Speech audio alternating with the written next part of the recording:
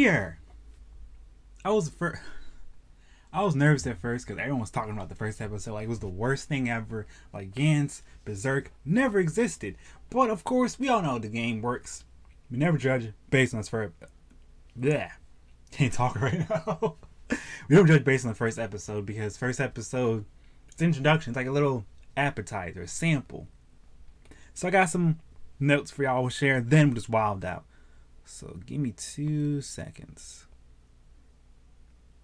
I watched it all last night and I gotta say, I was actually impressed. So here's my notes. So let's start off with episode 1.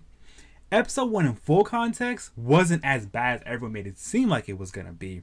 It just told you, hey, goblins are crazy and dangerous creatures. And we learned, think of goblins just the same we think of roaches, mice, or even locusts. One alone isn't the worst case scenario. But when you see a lot of them, that's when it gets super dangerous. Because keep this in mind. The Goblin Slayer said several times, if you leave a single one alive, they're going to hate you and then find a way to take revenge, and they will cause massive chaos. That is why every time he sees one, as a kid or anybody, he must body them. He has to do it. It's not a matter of, oh, it's inhumane. They're goblins. They literally live by hurting other people. Isn't that really messed up? So look. If you notice the way the Goblin Slayer is compared to the other characters, he's different. So he barely shows any emotion. He's always wearing his full armor suit. Sometimes he walks, you see like CGI. And I'm like, it's not bad, but why y'all doing that? The art itself is already beautiful as it is. And when we think about the first adventurers, it gives you a really good taste of how the show works. Adventurers always assume, yeah, get rich, we out here. Nothing can really stop us. If we even find a tough opponent, we're guaranteed some W. So that's why I think them dying, it really affected me. I was sitting here like, oh, they should have done some research. Yes, we understand goblins go to certain areas, and keep this in mind, the cave that they was in, they didn't really mentally prepare. They were saying, oh, it's goblins, something light. They didn't know that, oh, there's more than one type of goblin. They didn't think about, yeah, having a long sword in a little cave, that's a dumb idea. You know, oh, they could smell us because goblins have like a really good sense of smell. They can easily spot out and smell women and children. And the way goblins work, there's only male goblins, meaning when they see females, they're basically their plaything.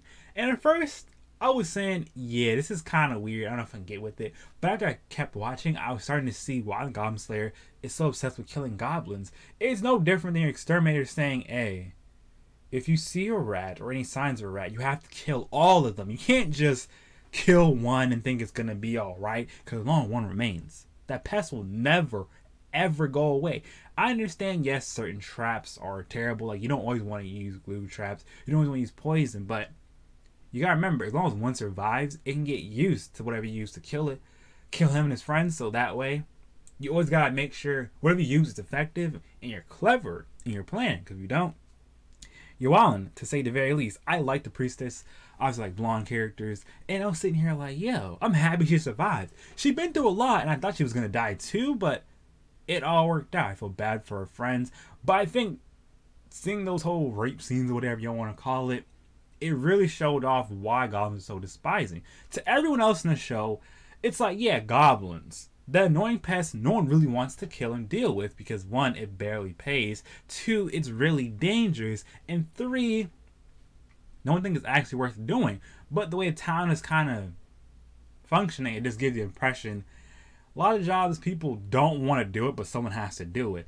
And obviously, the people that work there don't know how to fight monsters. They don't know what's a good way to fight a monster. So asking them questions, it's not the smartest idea, but obviously it's going to happen. And after seeing these episodes, I gotta say Goblin Slayer is totally worth the watch. So another thing in my notes that really stood out to me, the opening is amazing, as a wonderful color palette. And the opening gave me a good taste of how everything in the universe actually works. Each character has some type of cliche. We got that one person where, yeah, they're insecure, but they actually just want friends. We got that one person, they're wise, but they have their little dummy moments.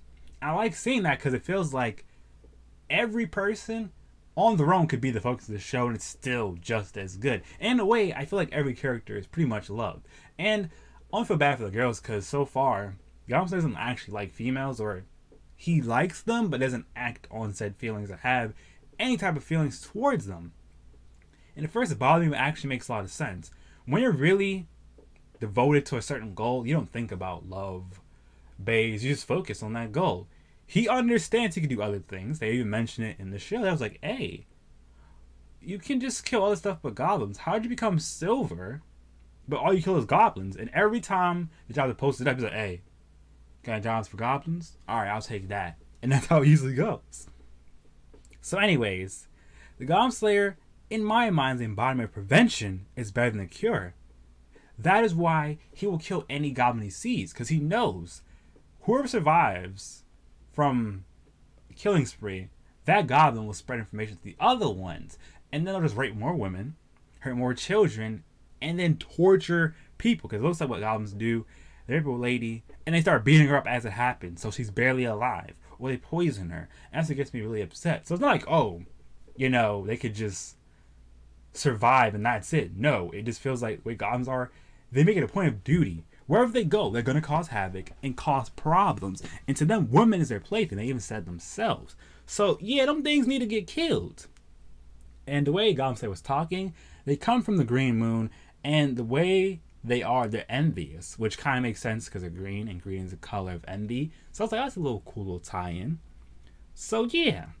And when some people say to Goblin Slayer, hey, you don't have to kill him so crazy, because the way he does it, he'll stab one like in the head or the neck and keep doing it to make sure they're actually dead. And to some of the characters that seems like overkill, but he needs to do that because keep this in mind, as long as one goblin remains, they can easily rape a lady, and then there'll be more and more and more. And not going to just survive that. Usually Goblin will kill everyone in sight and have a fun time doing it and have their creepy little laugh. So I understand where he's coming from now. And every episode really builds on this thing of, yeah, he's killing a pest. So you can't justify being nice to a pest that wouldn't hesitate to kill you or anybody else. And other characters really show me that, yeah, maybe to them, what Goblin Slayer does seems really boring and mundane. He's just doing the same thing over, killing only goblins, when he can easily kill other monsters. But hey, that's his choice. We can't judge all the way, because we all can make whatever choice we want. So let him do him, and let's keep it like that. It's not really a bad show. Every episode is fun and simple. Like I said, the Goblin Slayer doesn't want to change the scenery. He doesn't really want to be anybody's friend.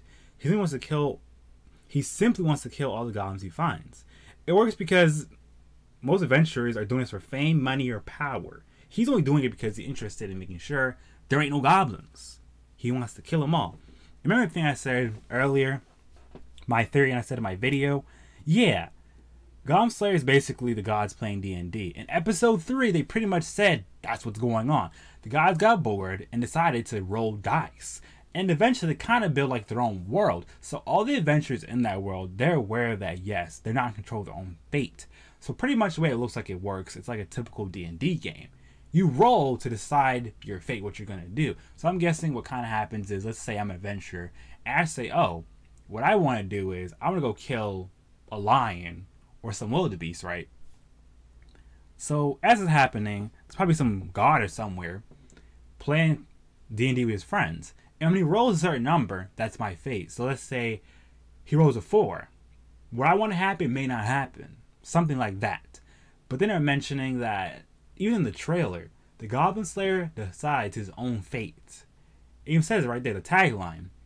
No one rolls dice for him, only he does. So I'm guessing it's trying to say the Goblin Slayer, whenever he does his little mission to kill goblins, even if these gods roll and it's supposed to make him fail, his preparation and drive negates their roll. So it's like, even if they roll and he's supposed to lose, he'll somehow find a way to still win. That's what I got from it. And that's what makes the show so interesting to me. Because with every episode and every time I have the Goblin Slayer talk, I'm starting to understand what he's going through. Old boy isn't just, oh, yeah, I'm killing goblins, I'm evil. No. He said it several times. Bleh. He said it several times. He's not really doing this for attention, for clout. He's simply doing what he thinks needs to be done. I gotta honor that man for that. And every time these characters are judging him, it's like, you don't know this man. I understand he barely talks. I understand he just says whatever's on his mind. And half the time you can't read him, but he's not a bad person. Because he helps out whoever he can. After like episode 4 goes about, and when after episode 4 happens, okay. One take, boys. Alright. So after episode 4 ends, and we get to episode 5, the party that requested him to pull up to the scene, they changed their mind on him. The elf, the dwarf, and the lizard guy. They were all thinking, you know what, this guy's kind of a weirdo, we need him. And they realized he's not that bad. He shared their cheese with them, and he's willing to hang out with them. And at first, the elf girl didn't like him because she was sitting here like, you don't make any actual sense. Why are you only killing goblins when we have bigger problems, actual demons trying to end our world? He's like, yeah, that's the thing. I didn't know about it. I don't really care about it. So ask somebody else so they can handle it for you. And I felt like, yeah, I understand why she was upset. But think about it like this. He's just saying how he feels. He's not telling her, oh, the world's ending, I don't care. He was just saying, yeah, not interested. But I do hope you find something that's going to help you. And once again, he's doing a lot of cool stuff. And he's changed some of the characters. Like the priest, he started off just like, you know, oh, I'm going to be able to do this mission, kill goblins, it's easy. Then she realized how dangerous it is. And then she realized that the Goblin Slayer is not really a bad guy. It's just, he's a little bit of a weirdo. To my understanding, he doesn't have a lot of social interaction. And when he does, it's very limited. So the way he is, he's super blunt. So that means to a lot of people, he may come off as a jerk, a snob. But in reality, he's just saying, hey, bro, I'm living my life, and that's all that matters. So yes, I get it. People were like, oh, he's antisocial. No. He's the kind of guy, if you help him, he'll help you back. If you tell him, hey, pay me for my services, he'll pay you. But I do understand what other characters are coming from. If you just see some guy that only does his job, and that's all he does, and only cares about his job, you could see him as someone you don't want to get along with. But once you realize he's doing it all for a reason, it makes sense. And you start to appreciate him. I'm happy we have this new party. So it's now a lizard guy who can summon bones. You have a dwarf and an elf. And we learned that in this world, elves and dwarves, they don't get along, which makes a lot of sense. But with these two, they're okay with each other and they're slightly improved relationship. Now back to the priestess. I'm happy for her because the Goblin Slayer, she's starting to become her own person. She's starting to realize that no matter what, you can control how your life plays out. You don't pick situations, but you always pick how you feel. So let's say, for example, you want to hang out with your friend, and your friend is different. You don't have to keep calling that person your friend. You don't have to keep interacting with them. You choose to. But hey, because it's your choice, you always get to decide how you want to feel. Which is interesting because, like I said, this whole world is basically a giant D&D simulation. Gods are playing this out of boredom. So this means half the time the people in the world, they're slightly aware that they don't control their fate, but they still believe in justice. They still believe in fate, which is actually kind of cool. Because in the last episode, episode 5, time of recording, lady was saying, hey, you know what? I believe in justice. But I think the way justice works, you're not supposed to say, oh, this is always the right thing to do. It's more about recognizing all the forms of evil and kind of deciding things case by case. Because one adventurer, he did something that's not really a crime, but was kind of messed up. So he got the help from other adventurers, took the treasure chest for himself, and then ran out. Now, once again, it's not against the rules of the guild, but the thing is, he did it and didn't share anything with them, and then left like it was cool. And when I asked him about it, he was trying to act like he didn't do it, when I can easily figure out he's lying. And he was going to attack the main lady who likes Goblin Slayer, but because Goblin Slayer was there, he felt like, yeah, he can't really fight and beat Goblin Slayer, so he didn't do it. I found it very interesting. And I like how in every episode, it's not just only Goblin Slayer's party, you see every other person do their thing. And to my understanding, what makes this world interesting, it doesn't feel like, oh, if you take away the Goblin Slayer, nothing ever happens. It doesn't feel like, oh, you take out this character, everything magically stops. That's not the feeling I'm getting. It feels more like, yo, Just like in real life, the world keeps going, whether you are there or not. Yes, sometimes situations happen that make you feel like, oh, if only I knew ahead of time.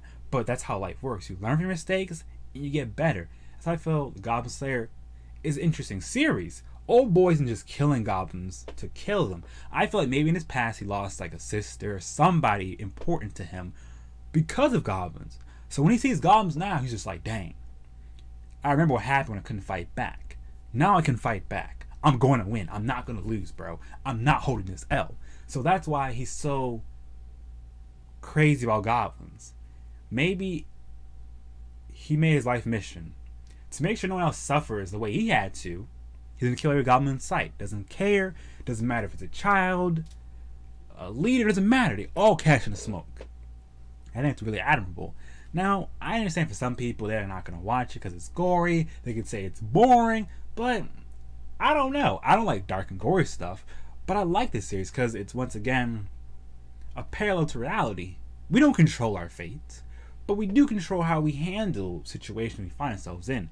Yeah, sometimes we're like, oh, I wish I never met that person. But because you met that person, you might have met your bae, your best friend, your rival, who knows? And you take away certain events in your life, half stuff you know now you wouldn't know. If you never fail, how do you learn anything? That's why this shows so much. It's just reminding me of what I like about simple yet fun anime. You can learn from it, not just on what you see on the screen, but applying what they're saying and doing. No matter what the job is, it all matters. So for example, the Goblin Slayer could be your janitor. Maybe he just wants to clean up all the dirt, and that's his mission. Cleaning up everything in his sight. To you, it's a waste of time, but to that man, it's super important. That lady's super important, and that's why they do what they do. What's good, Avatar? How you doing, buddy? What's good? What's good? So we're just talking about Goblin Slayer, and I was at first worried, but I kept my promise. I did say episode 5 drops, I would make a video about it. So we here, boys. We actually here. So yeah, to Twitch, not to YouTube. I use both. But it's just YouTube is easier because a core part of my audience, they live on YouTube. And with Twitch, sometimes streams is easy. Other times, I don't have anything I really want to play. And other times, I don't feel like playing that said game. That makes sense? Because remember, I do this thing as a hobby. I don't monetize a single video. So yeah. And that's all I want to say today. Thank you guys for listening. And I'll see you next time. I can say so much more, but my crew needs me.